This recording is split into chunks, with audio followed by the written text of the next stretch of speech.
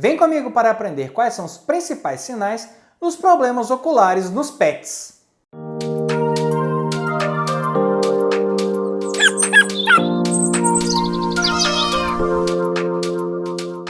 Olá, eu sou Guilherme Rezende, sou médico veterinário e você está no Clube dos Bichos, o canal que leva até você informação de qualidade sobre o seu animal de estimação.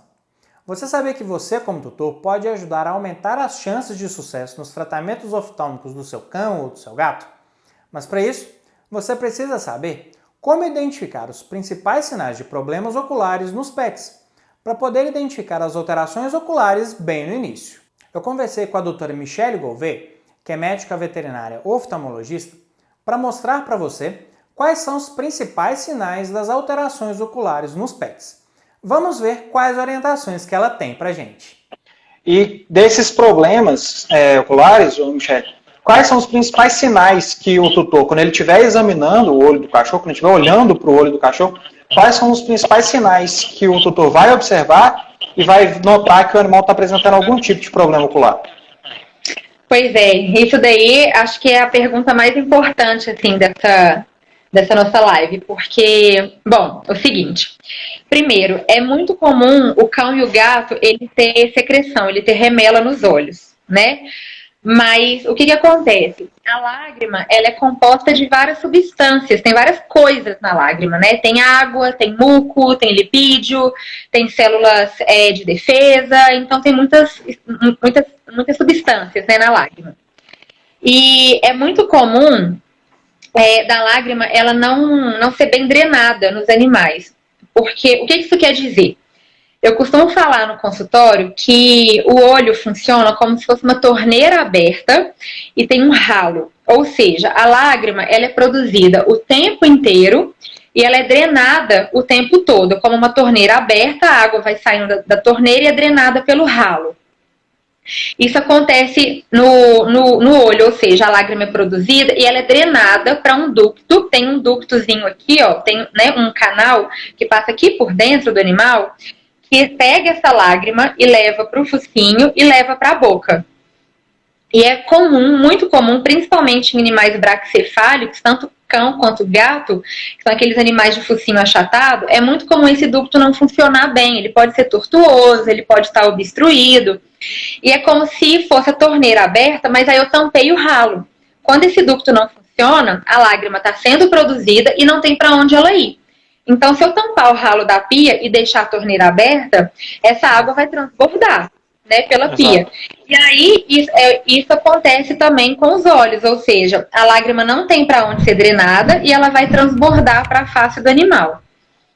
E é justamente... A famosa lágrima ácida, né, que o pessoal tanto reclama, tanto comenta. Vou até puxar esse gancho, porque é muito comum as pessoas falarem a lágrima ácida. Então, primeira coisa, a lágrima não é ácida. Ótimo. Ela tem um pH neutro. Então, essa expressão lágrima ácida, na verdade, é uma expressão errada, porque a lágrima tem um pH neutro. O que acontece? Quando a lágrima não está sendo drenada para esse ducto, ele escorre para a face e isso causa um processo de oxidação na pele e no pelo do animal. E deixa tudo manchado de marrom. Isso também acontece quando o animal ele tem um costume de lamber muitas patinhas, principalmente cães e gatos, né, animais alérgicos. Eles lambem muitas patinhas. A saliva também provoca essa oxidação, né, semelhante à lágrima. Então, esses animais que lambem muitas patinhas ficam com ela manchada de marrom. Aí a lágrima também deixa toda essa região aqui manchada de marrom.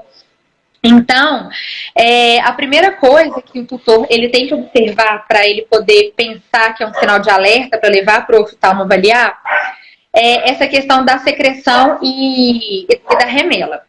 Porque, como muitas vezes a lágrima fica acumulada aqui nessa região, o que acontece? Ela fica geralmente marrom, igual a gente comentou agora. Sim. Ou ela pode ficar branca e transparente, que é o acúmulo do muco e do lipídio que tem na lágrima normalmente. Então, sempre que tiver branco, marrom ou então transparente, na maioria das vezes, isso não é um problema, né? Claro que existem alguns casos que a gente tem que fazer a correção do ducto nasolacrimal, tem que desobstruir, porque o animal pode ter infecção nessa região, mas Não é sempre que isso acontece. O sinal de alerta é quando essa secreção ela fica verde ou amarela. Então, se a remela ficou verde ou amarela, isso daí é um sinal de que tem infecção bacteriana nessa região e o animal precisa ser avaliado para poder entrar com tratamento. Porque quando tem infecção bacteriana, o que acontece se não tratar? Primeiro que o animal ele se incomoda, ele começa a esfregar muito o olho, ele coça, isso arde, isso incomoda o animal. Segundo, que a gente tem que ir atrás da causa disso, né? Por que infeccionou? Né? Ter uma infecção nos olhos não é uma coisa comum. Ter essa remela branca ou transparente, tá tudo bem. Mas se ela infeccionou, é fisiológico. Agora, se ela ficou verde ou amarela, se ela infeccionou, eu preciso entender por que tá tendo uma grande multiplicação de bactéria nesse olho. E aí acaba que uma coisa leva a outra, porque o olho infeccionou, e aí ele vai coçar, ele vai esfregar, e aí ele pode acabar machucando a córnea. E aí tem alguns detalhes. Por exemplo, muitas vezes no consultório eu pergunto para o tutor, seu animal ele está coçando o olho?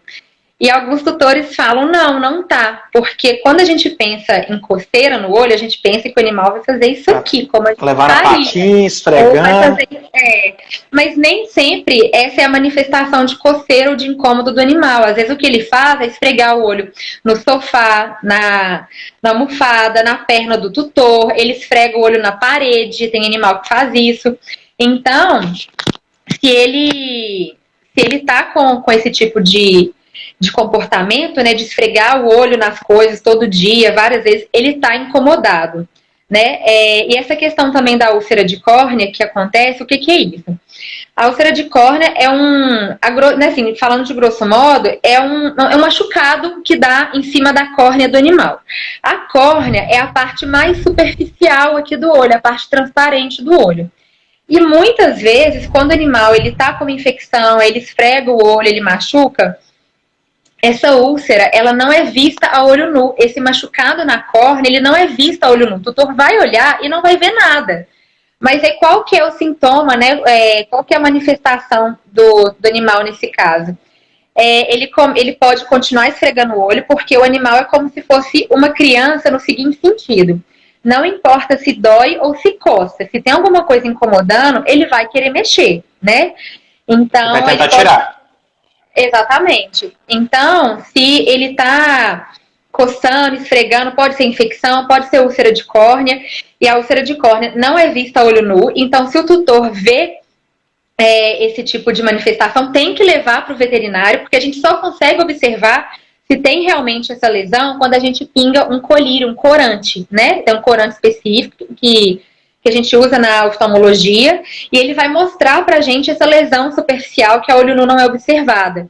É muito comum também o animal ele ficar com um sintoma que a gente chama de blefaroespasmo, que é quando ele fica piscando muito o olho, que tá machucado, que tá doendo. Então, se o animal tá piscando demais o olho, tem que levar para avaliação rápido.